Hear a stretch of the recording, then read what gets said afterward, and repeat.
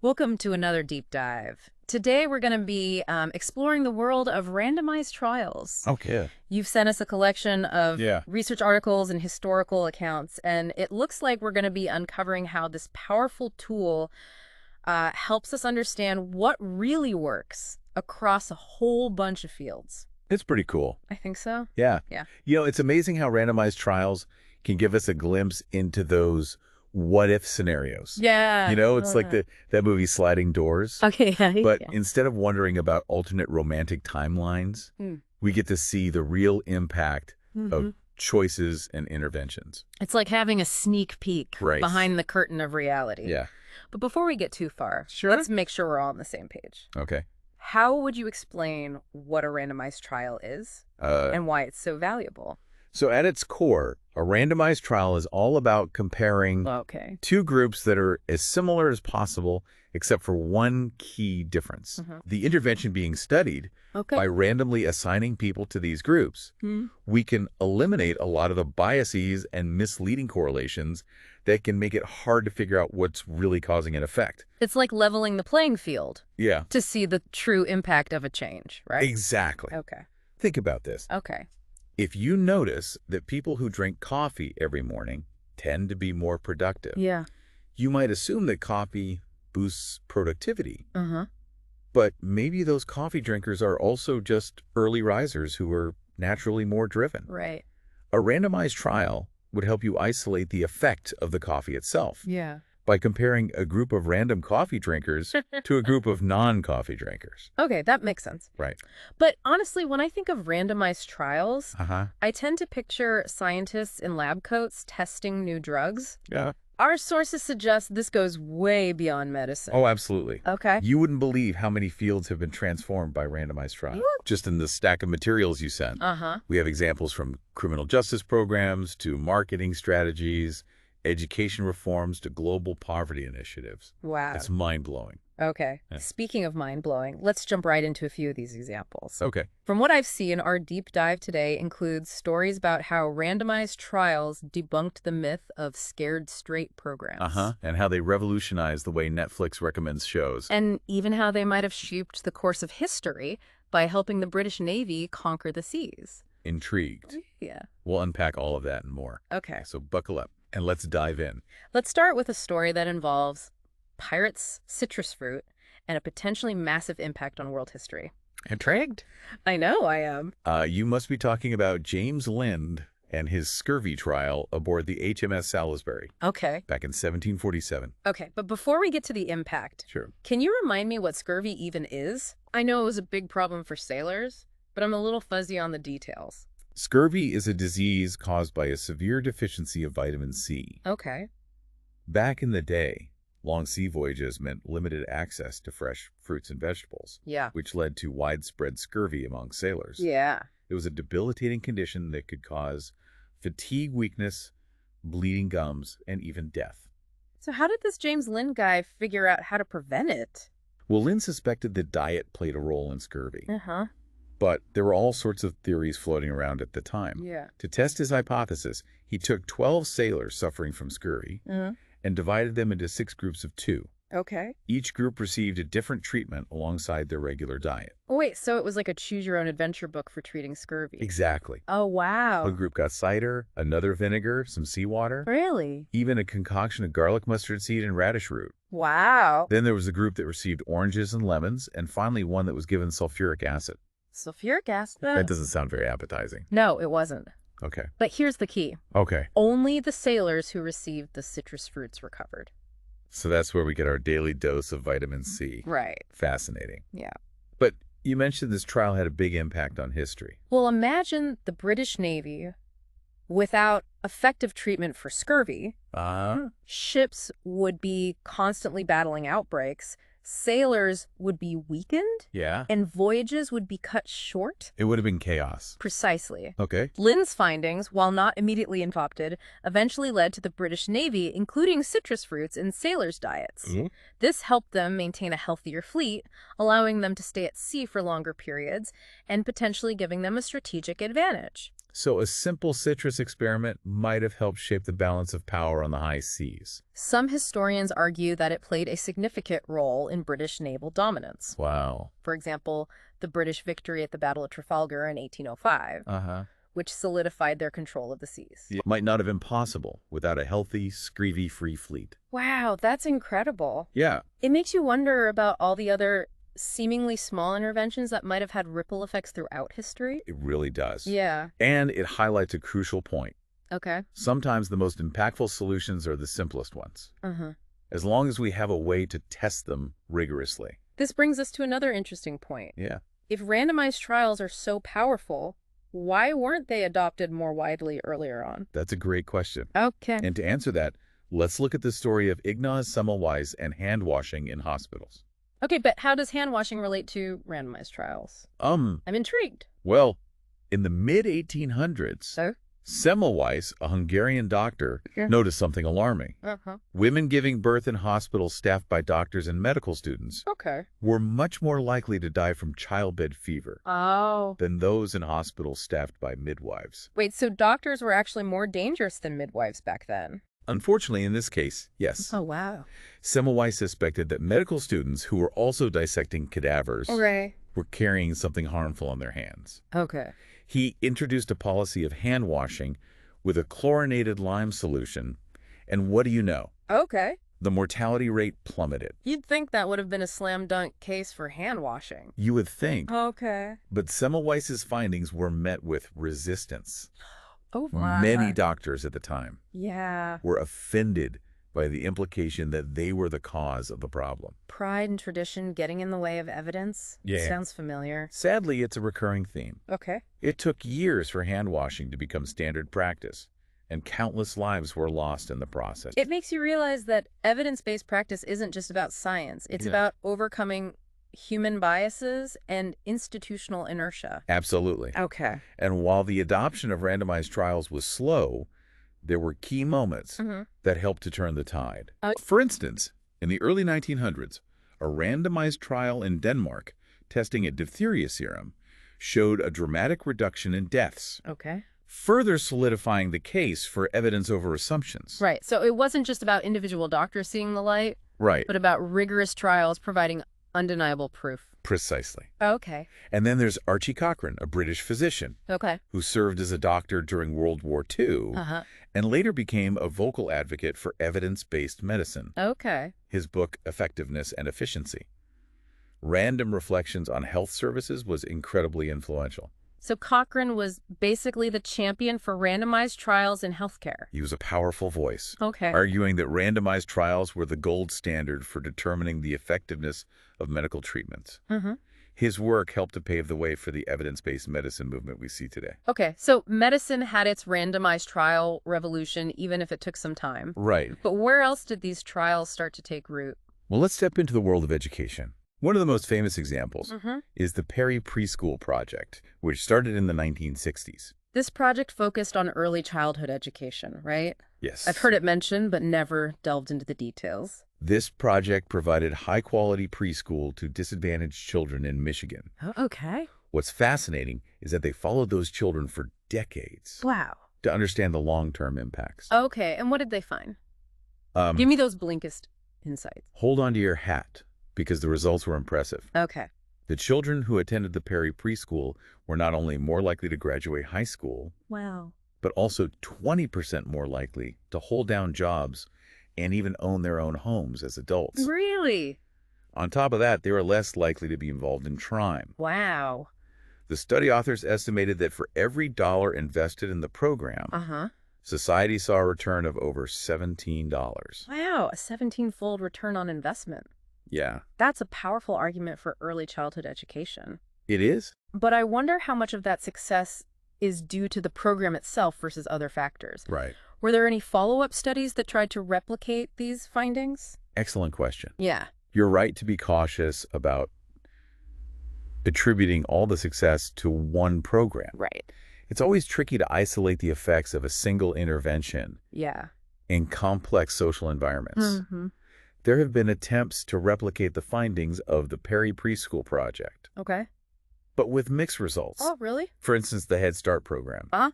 a large-scale federal preschool program in the U.S., Okay. has shown more modest gains. Why do you think there's such a difference in outcomes?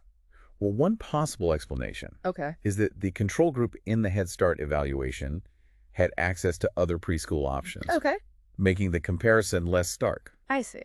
It also highlights that the effectiveness of any educational intervention can vary, depending on the context, the quality of implementation, and a whole host of other factors. It sounds like we need more research Yeah. to tease out all these nuances. Definitely. But even with these mixed results, it seems like investing in early childhood education has the potential to pay off in a big way. Absolutely. Oh, and this is where organizations like the Education Endowment Foundation, or EE, come in. Yeah. They're doing fantastic work using randomized trials to figure out what really moves the needle for students. I was reading about one of their studies that compared different approaches to improving academic outcomes. Right.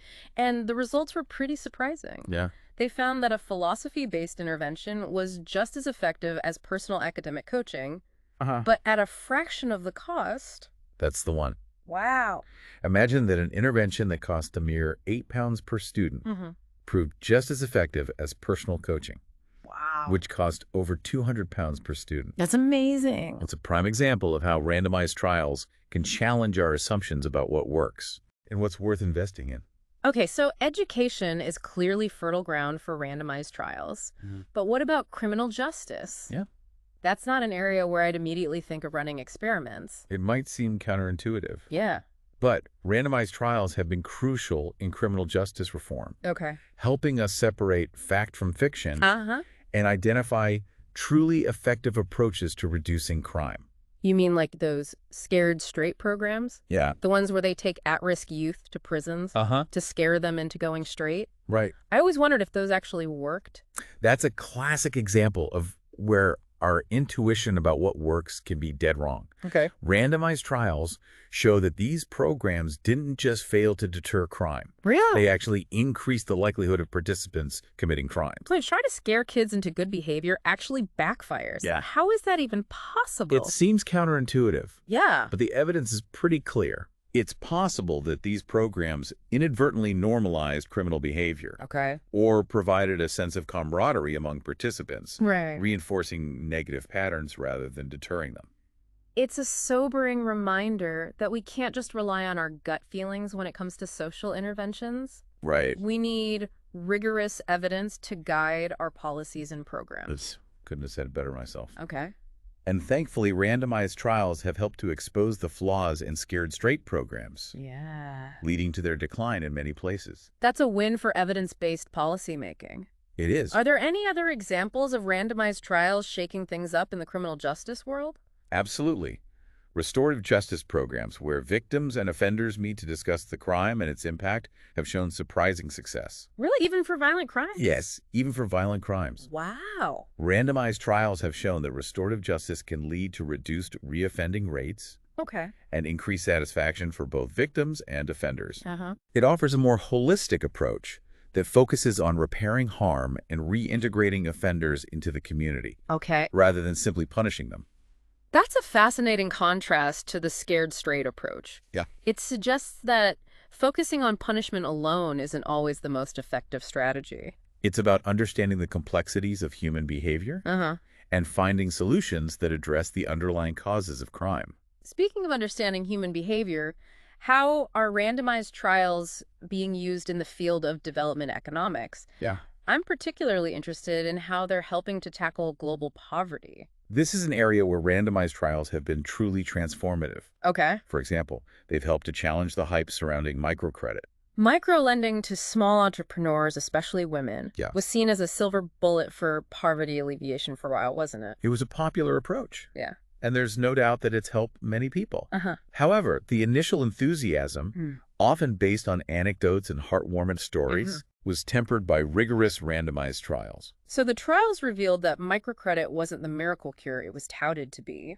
While microcredit did provide more financial freedom, and often led to increased investment in businesses, the impact on overall income and well-being was more nuanced. The trials found that it didn't always translate into significant increases in income.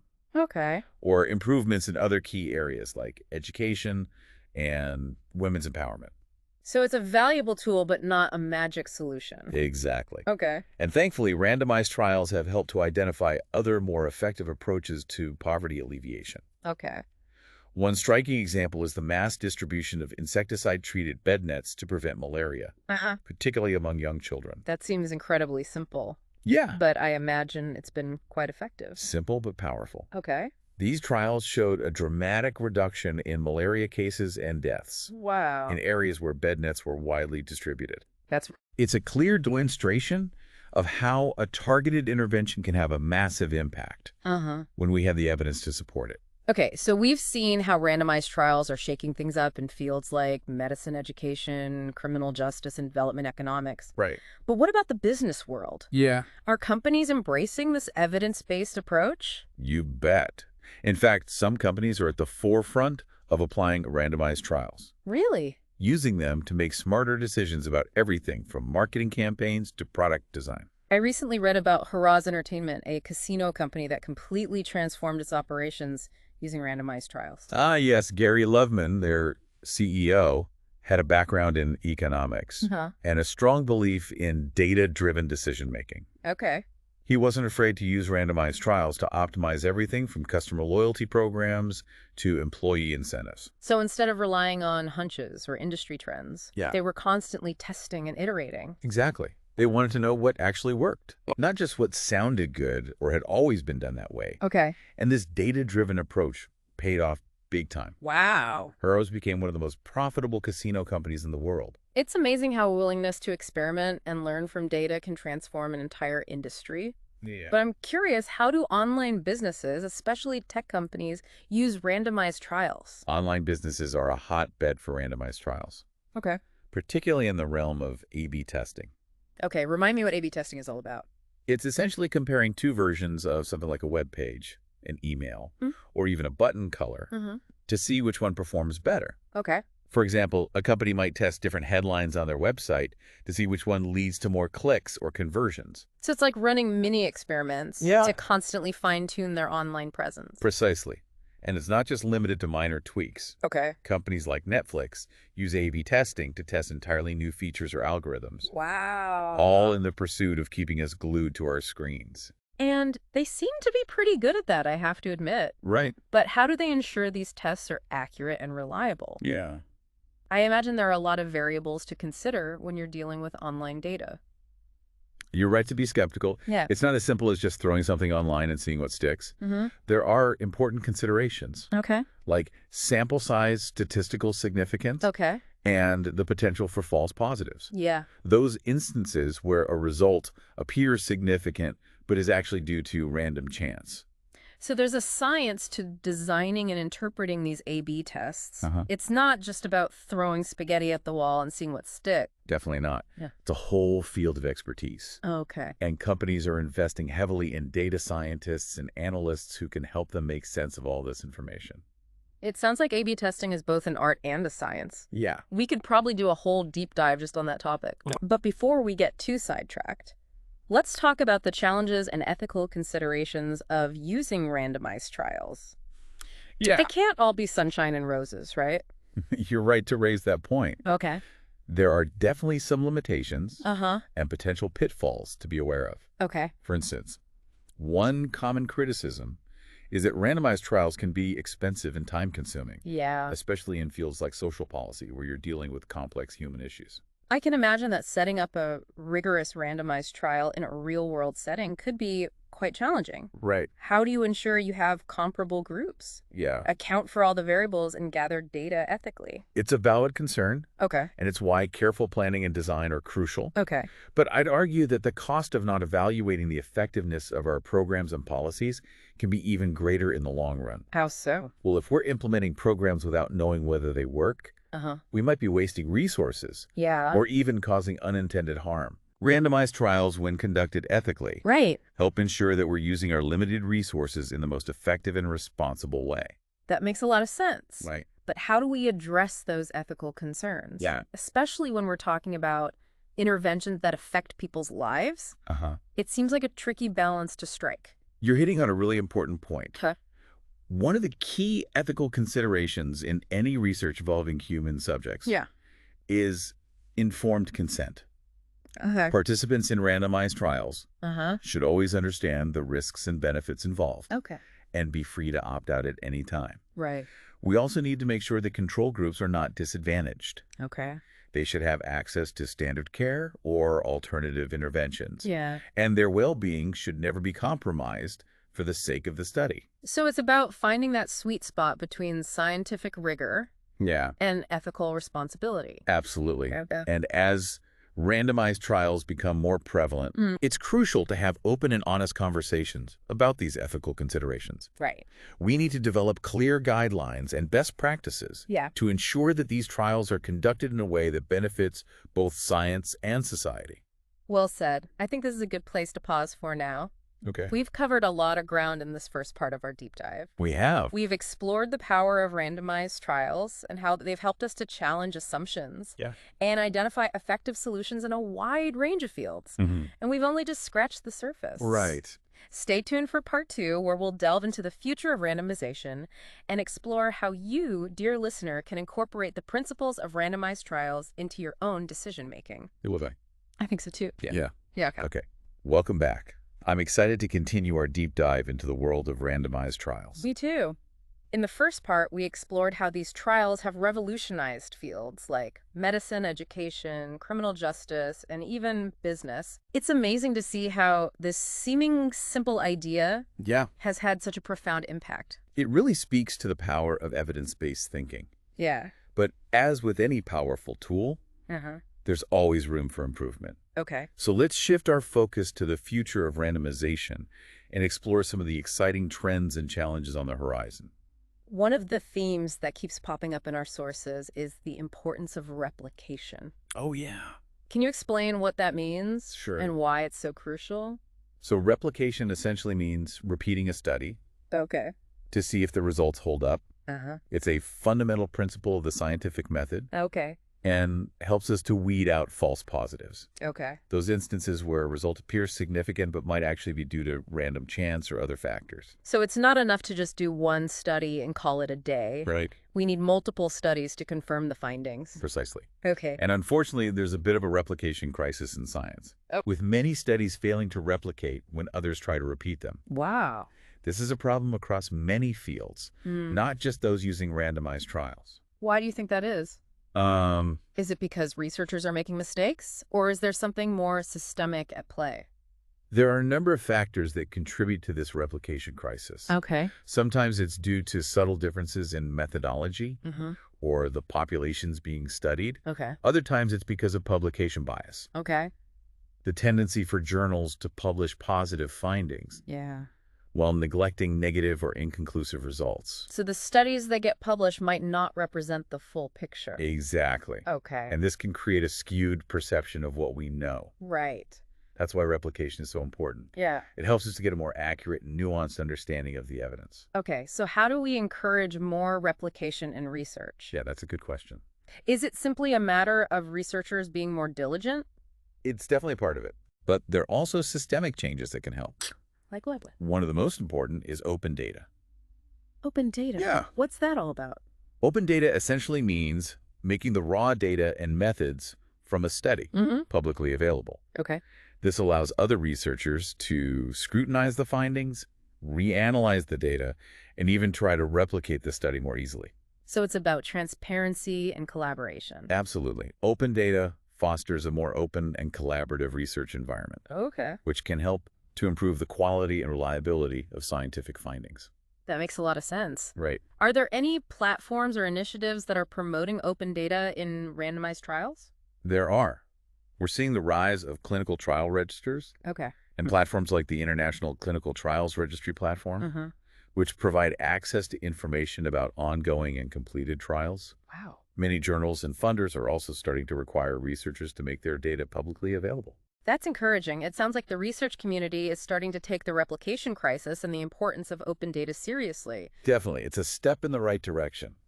But there are still challenges to overcome. Like what? Like ensuring data privacy and making sure the data is shared in a way that's easy to use and understand. Okay, so replication and open data are key trends in the future of randomization. What else is on the horizon? Well, one area that I find particularly fascinating is the growing use of natural experiments. Natural experiments. Yeah. What are those, and how do they relate to randomized trials? A natural experiment occurs when real-world events or policies Okay. create a situation that resembles a randomized trial, Uh-huh. even though it wasn't intentionally designed that way. Okay. For instance, we might study the impact of a new law Uh-huh. by comparing outcomes in states that adopted the law to those that didn't. So it's like finding these accidental randomized trials in the wild. Exactly. And they can be incredibly valuable sources of insight, especially when it's not feasible or ethical to conduct a traditional randomized trial. I can imagine there are limitations to natural experiments as well. Sure. How do you ensure that the groups being compared are truly comparable, and how do you account for all the other variables that might be at play? You're spot on.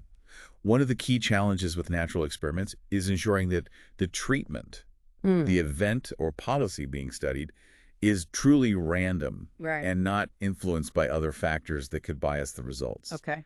We also need to carefully consider whether there are any pre-existing differences between the groups being compared that might confound the findings.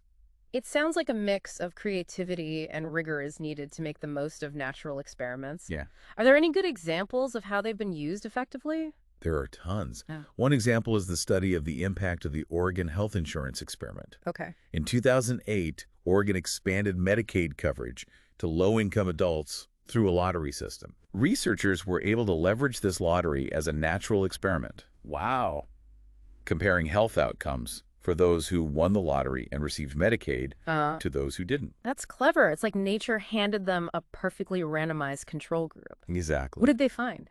The study found that Medicaid coverage led to increased healthcare utilization, Okay. improved self-reported health, Uh-huh. and reduced financial strain. Wow. It provided valuable evidence to support the expansion of health insurance coverage to low-income populations. It's amazing how resourceful researchers can be in finding these natural experiments and using them to answer important questions. It really speaks to the power of this approach. Yeah. But as we discussed, it's not a perfect solution. Careful design and interpretation are crucial to avoid drawing misleading conclusions. Okay, so we've got replication, open data, and natural experiments. Anything else on the horizon for the world of randomized trials? One final trend worth mentioning is the growing emphasis on blending theory with randomized evaluations. What do you mean by that? Well, for a long time, there was a bit of a divide between researchers who focused on developing theories and those who conducted randomized trials. Okay. But increasingly, there's a recognition that we need both. Okay. It's not enough to just know what works. Yeah. We need to understand why it works. So it's about moving beyond just measuring outcomes to developing a deeper understanding of the underlying mechanisms. Exactly. By combining rigorous testing with theoretical insights, we can develop a more nuanced understanding of human behavior and create more effective interventions. Can you give me an example of how this might work in practice? Let's say we're studying the impact of a mentoring program on high school students' academic performance. Okay. A randomized trial might show that the program improves grades, but it wouldn't necessarily tell us why. Right. By incorporating theoretical insights from psychology or education, we might hypothesize that the program works by boosting students' self-efficacy or providing them with social support. We could then design the trial to test these hypotheses and gather data to support or refute them. It sounds like a powerful combination. It is. It's like using theory to eliminate the black box of what's happening inside a randomized trial. That's a great way to put it. And I think this trend will lead to more innovative and impactful applications of randomized trials across a wide range of fields. I'm excited to see what the future holds. This has been an incredible deep dive so far. We've explored the power of randomized trials, their applications across diverse fields, and the exciting developments that are shaping the future of this approach. And in the final part, we'll bring it all home by exploring how you, dear listener, can incorporate the principles of randomized trials into your own life and decision-making. Welcome back to our deep dive into the world of randomized trials. Yeah. In the previous parts, we've seen how these trials have transformed the way we make decisions, from treating diseases to designing marketing campaigns. It's amazing. It's pretty amazing. How much they've changed things. Yeah, and as we wrap up this exploration, I think the big question on everyone's mind is how can we apply these principles to our own lives? Yeah, that's a great question. It's one thing to talk about large-scale studies and scientific research, Right. but how can the average person use the power of randomized trials to make better decisions in their everyday life? No, it's a fantastic question. And it's one I think about a lot. Okay. While we may not be designing clinical trials in our kitchens, the core principles of randomized trials, Okay. testing, comparing, and learning from evidence, Yeah. can be incredibly valuable in our personal and professional lives. Okay, so how do we do that?